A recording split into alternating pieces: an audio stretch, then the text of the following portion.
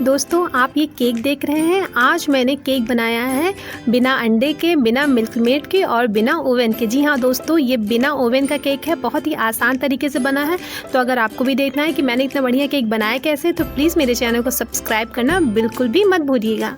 मेरे प्यारे दोस्तों, कैसे हो आप सब। मैं आपका फिर से स्वागत करना चाहती हूँ आपके अपने चैनल यानी इति फूड जंक्शन में। दोस्तों क्रिसमस बहुत ही नज़दीक आ चुका है, तो आप सबकी तैयारियां हुई हैं या नहीं। भाई मेरी तो तैयारी हो गई है, तो मैंने सोचा क्यों ना कुछ चीज़ें आपके साथ शेयर करूँ। भाई क्रिसमस में हम सब केक बनाते हैं, पर अगर आप अंडे वाला केक बनाएं तो बहुत ही बढ़िया बनता है, और बिना अंडे वाला केक बहुत से लोगों का ख़राब बन जाता है। तो आज मैं आपको एगलेस केक बताऊंगी, और वो भी बिना ओवन के। जी हाँ, बिना ओवन के एगलेस केक बहुत ही आसान तरीके से, सभी टिप और ट्रिक्स के साथ। तो कोई भी टिप बिल्कुल भी मिस मत कीजिएगा। तो चलिए फटाफट शुरुआत कर लेते हैं अपने इंग्रेडिएंट से। यहाँ मैंने लिया है 1.5 कप मैदा, 3/4 कप पिसी हुई चीनी, और जितनी चीनी उतनी ही दही। तो यहाँ मैंने 3/4 कप ही दही लिया है। आपको एक बात का ध्यान रखना है, केक बनाते समय जो भी चीज़ें आप लें सभी चीज़ें रूम टेम्परेचर पर ही होनी चाहिए। 1/3 कप रिफाइंड, आप इसे बटर में भी बना सकते हैं। 1/2 कप मिल्क, ये भी रूम टेम्परेचर का मिल्क है, और जितना यूज़ होगा मैं आपको उसकी एग्जैक्ट मेजरमेंट बता दूंगी। यहाँ मैंने अभी 1/2 कप मिल्क लिया है। बेकिंग सोडा, बेकिंग पाउडर और वेनिला एसेंस। तो फ्रेंड फटाफट प्रोसेस स्टार्ट किया जाए। तो सबसे पहले मैं आज जो केक बना रही हूँ वो स्टील के कंटेनर में बना रही हूँ। आप किसी भी कंटेनर में बना सकते हैं। अगर आपके पास ओवन वाला कंटेनर है तो ओवन में बना लीजिए, पर बहुत लोगों के पास नहीं होता है, तो आज मैं उन्हीं के लिए इसी स्टील के कंटेनर में बनाने वाली हूँ। तो इसे थोड़ा सा ग्रीस करना बहुत ज़रूरी है। आप चाहे तो इसमें बटर पेपर भी लगा सकते हैं। अगर बटर पेपर नहीं है तो उसका एक बहुत ही आसान ट्रिक मैं आपको बताने वाली हूँ। तो सबसे पहले हमें क्या करना होगा, इसे हमें थोड़ा सा रिफाइंड से अच्छी तरीके से ग्रीस करना होगा। इसके चारों तरफ हमें अच्छे से रिफाइंड से इसे ग्रीस कर देना है। तो यहाँ मैंने इसमें 1 चम्मच मैदा डाल दिया है। अब हम इसे चारों तरफ अच्छे से इवनली स्प्रेड करेंगे। तो ये क्या करेगा, ये बिल्कुल बटर पेपर का काम करेगा, क्योंकि हमारे पास बटर पेपर नहीं है, बहुत लोगों के पास नहीं होता है। तो मैं आज बिना बटर पेपर के आपको बताने वाली हूँ कि केक कितना आसानी से बन जाता है। जितना भी एक्स्ट्रा मैदा था उसे मैंने टैप करके हटा दिया है। तो अब ये तो हमारा टिन तैयार हो गया। तो चलिए फट केक बनाना स्टार्ट करते हैं। तो यहाँ मैंने एक बड़ा बाउल ले लिया है, और इसमें मैं रिफाइंड को डाल दे रही हूँ, शुगर डाल दे रही हूँ पीसी हुई। अब हमें इसे 5 मिनट अच्छे से मिक्स करना है, ताकि रिफाइंड और चीनी अच्छे से मिक्स हो जाए। तो आप एक काम कर सकते हैं, अगर आपको रिफाइंड ऑयल नहीं यूज़ करना है तो आप उसकी जगह बटर का भी यूज़ कर सकते हैं, या हाफ रिफाइंड और हाफ बटर का भी यूज़ कर सकते हैं। पर मैं जो आपको केक आज बता रही हूँ वो रिफाइंड में बता रही हूँ, उससे आपका केक बहुत ही सॉफ्ट बनेगा। क्रिसमस भी नज़दीक आ रहा है, तो आप लोग अभी से तैयारी करनी स्टार्ट कर दीजिए। जैसे 5 मिनट हमें ऐसे ही बिल्कुल मिक्स करना है। तो जैसा कि मैंने बताया था, आज मैं जो केक बनाने वाली हूँ वो कुकर में बनाने वाली हूँ। तो यहाँ मैंने गैस ऑन कर दिया। आप देख सकते हैं मैंने नमक को अच्छी तरीके से नीचे बिछा दिया है, और यहाँ मैं एक छोटी सी जाली ले रही हूँ। आपके पास जाली ना हो तो कोई भी कटोरी हो स्टील की, या डाइनिंग टेबल का स्टैंड हो, आप उसको भी यूज़ कर सकते हैं। तो हम इसे भी साथ में रख दे रहे हैं, ताकि ये भी साथ साथ गर्म होता रहे। और हम फ्लेम को बिल्कुल लो टू मीडियम कर दे रहे हैं, और उसको हम कवर कर दे रहे हैं, ताकि ये चारों तरफ से अच्छी तरीके से गर्म हो जाए और पूरी तरीके से ये ओवन का काम करे। तो आप जैसा कि देख सकते हैं कि रिफाइंड और चीनी कितने अच्छे से मिक्स हो गए हैं, और बिल्कुल इसका पेस्ट बिल्कुल क्रीमी लग रहा है। जैसे मार्केट में क्रीम मिलती है बिल्कुल उसी तरीके से लग रहा है। तो चलिए अब हम इसमें दही को ऐड कर देते हैं, और दही ऐड करने के बाद हमें इसे कम से कम 10 मिनट बिल्कुल इसी तरीके से मिक्स करना है, क्योंकि हमें मैदा और बेकिंग पाउडर, बेकिंग सोडा डालने के बाद इसे ओवन मिक्स नहीं करना है। इसीलिए हमें अभी इसे लगभग 10 मिनट अच्छे से मिक्स करना है। तो 10 मिनट हो गए हैं। आप देख सकते हैं हमारा ये पेस्ट कितना स्मूथ हो गया है।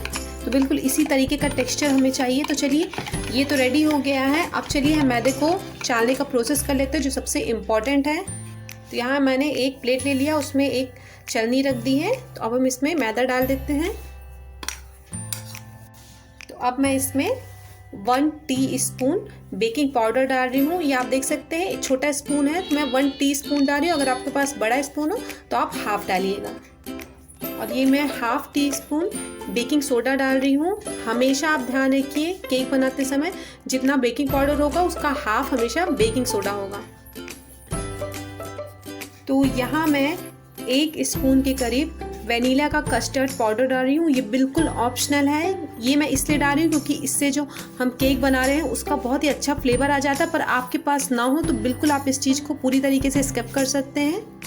अब हम सारी चीज़ों को अच्छे से मिक्स कर देते हैं और इसे चाल लेते हैं। तो इसे चालना बहुत ज़रूरी है। ये तो हो गया हमारा दूसरा टिप। पहला टिप जो मैंने आपको बताया था कि सारी चीज़ें रूम टेम्परेचर पर होनी बहुत ज़रूरी होती है, और ये दूसरा टिप है कि सभी चीज़ों को एक साथ चालना बहुत ज़रूरी रहता है। तो चलिए हम इसमें बैटर में थोड़ा थोड़ा इसमें जो हमने चाला था उस मिश्रण को ऐड करते हैं और इसे हल्के हाथों से मिक्स करना है। इसे हमें ज़्यादा मिक्स नहीं करना है, ना ही ओवर मिक्स करना है। इसे बस इतना मिक्स करना है कि सारी चीज़ें अच्छे से मिक्स हो जाए। बहुत लोग होते हैं जो बहुत ज़्यादा फेंट देते हैं, जिसकी वजह से उनके जो केक होता है उसमें वो सॉफ्टनेस नहीं आ पाती है जो अंडे वाले केक में होती है। तो आप बस इसे इतना मिक्स कीजिए कि सिर्फ अच्छी तरीके से मिक्स हो जाए। इसे ओवर मिक्स करने की बिल्कुल भी ज़रूरत नहीं है।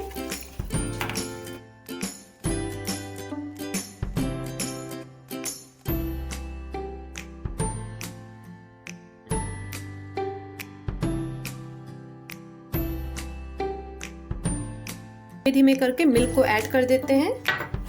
आप धीमे ही धीमे करके डालिएगा, नहीं तो अंदाज नहीं रहता है कि आप एक साथ आधा कप दूध डाल देंगे तो हो सकता है बैटर गीला भी हो जाए।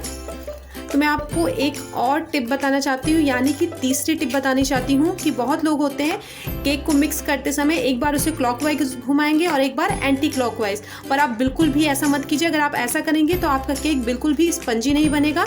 आप इसे एक ही साइड में घुमाइए जैसे मैं घुमा रही हूँ, और इसे बिल्कुल भी ओवर मिक्स करने की ज़रूरत नहीं है। और अब मैं इसमें वेनिला एसेंस को डाल दे रही हूँ और इसे मिक्स कर देते हैं। इसमें हम थोड़ा और दूध ऐड कर देते हैं ताकि बिल्कुल इसका केक का बैटर बन के रेडी हो जाए, बिल्कुल स्मूथ सा जैसा केक का बैटर होता है। तो जैसा कि मैंने आपको पहले ही बताया है कि आप बिना कस्टर्ड पाउडर के भी बना सकते हैं, पर कस्टर्ड पाउडर डालने से ये जो कलर आता है, मैं आपको पास से दिखाना चाहती हूँ। ये जो कलर आता है वो बिल्कुल जो अंडे वाला केक होता है बिल्कुल उसी तरीके का कलर आता है। तो आपके पास ना हो तो आप बिल्कुल इस चीज़ को स्किप कर सकते हैं और इसकी जगह आप कोको पाउडर भी डाल सकते हैं 2 चम्मच। तो यहाँ मेरा बैटर बन के बिल्कुल रेडी हो गया। आप देख सकते हैं इसी तरीके का बिल्कुल आपको पेस्ट चाहिए केक का, बिल्कुल स्मूथ चाहिए। तो यहाँ मैंने हाफ कप मिल्क लिया था तो मेरा थोड़ा सा मिल्क बच गया है। तो चलिए तो हम इस बैटर को इस कंटेनर में डाल दे रहे हैं। तो देखिए मैंने इसके स्टील के कंटेनर में डाल दिया। अब मैं आपको जो टिप बताने वाली हूँ वो ये है कि आपको इसे हल्का हल्का टैप करना बहुत ज़रूरी है ताकि ये नीचे की साइड में भी अच्छे से इवनली स्प्रेड हो जाए। बहुत ही हल्के हल्के से कीजिएगा जैसे मैं कर रही हूँ, इस तरीके से, ताकि चारों तरफ अच्छे से स्प्रेड हो जाए और जितने भी अंदर के बबल्स हैं वो निकल सके। तो चलिए अब बारी आती है इसे कुकर में रखने की। तो यहाँ हमारा कुकर भी अच्छी तरीके से गर्म हो गया है और अब हम इसमें इस कंटेनर को डाल दे रहे हैं। आप एक बात का ध्यान रखिएगा, कुकर भी बहुत गर्म रहता है तो आपको बहुत ही सावधानी से केक को रखना है और इसे बिल्कुल सेंटर में रखिएगा आप। और यहाँ मैंने इसके ढक्कन से स्टीम को निकाल दिया है। अब मैं इसे बंद कर दे रही हूँ और मैं इसे सबसे पहले मीडियम फ्लेम पे 10 मिनट रखूँगी। उसके बाद 10 मिनट बाद मैं फ्लेम को बिल्कुल लो कर दूँगी, यानी टोटल 25 मिनट हमारा केक बेक होगा।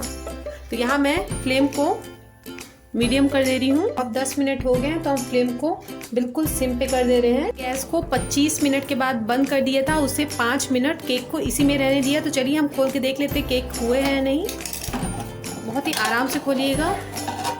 वाह, आप देख सकते हैं बिना अंडे का केक आपने कहीं भी इतना बढ़िया, इतना आसान तरीके से देखा है। तो फ्रेंड बहुत ही बढ़िया, बहुत ही स्पंजी मुझे लग रहा है और इसको चेक करने की भी बिल्कुल ज़रूरत नहीं क्योंकि आप देख रहे हैं ऊपर से क्रैक पड़ गए। इसका मतलब ये है कि अच्छी तरीके से अंदर से भी कुक हो गया है।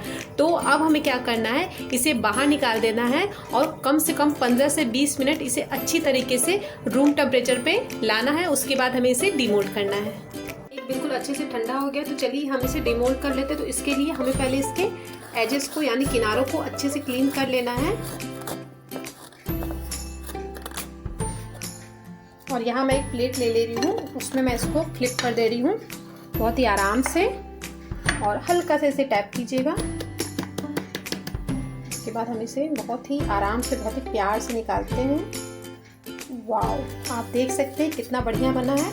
और मैं आपको इसका कंटेनर भी दिखाना चाहती हूँ, बिल्कुल भी केक इसमें चिपका नहीं है। तो चलिए हम इसे सीधा कर लेते हैं। बहुत ही बढ़िया लग रहा है, कोई कह नहीं सकता है कि ये एगलेस है, ये बिल्कुल अंडे वाला केक लग रहा है। आपको कलर भी देखने में बिल्कुल अंडे वाला केक का लग रहा होगा। और इसका जो आप साइज़ देखिए कितना बढ़िया, ये डबल हो गया है और हमने बिना अंडे के इतना बढ़िया केक बनाया। तो फ्रेंड, उम्मीद करती हूँ आपको मेरी रेसिपी पसंद आई होगी। और अगर आपको देखना है कि बिना क्रीम से केक कैसे सजाया जाता है, तो आप मेरा अगला वीडियो बिल्कुल भी मिस मत कीजिएगा। जी हाँ, मैं नेक्स्ट वीडियो लेके आ रही हूँ। इसी केक को मैं बिल्कुल बढ़िया तरीके से घर के सामान, घर की चीज़ों से सजाऊंगी और बिना मार्केट की क्रीम का यूज़ किए हुए। तो अगर आपको भी देखना है कि मैंने कैसे बनाया है, तो प्लीज़ ये मेरा वीडियो आगे का आप बिल्कुल भूलिएगा नहीं देखना। मैं आपसे मिलूंगी एक और नई और मज़ेदार रेसिपी के साथ, और वो भी केक को सजाने वाली। तब तक के लिए बाय बाय।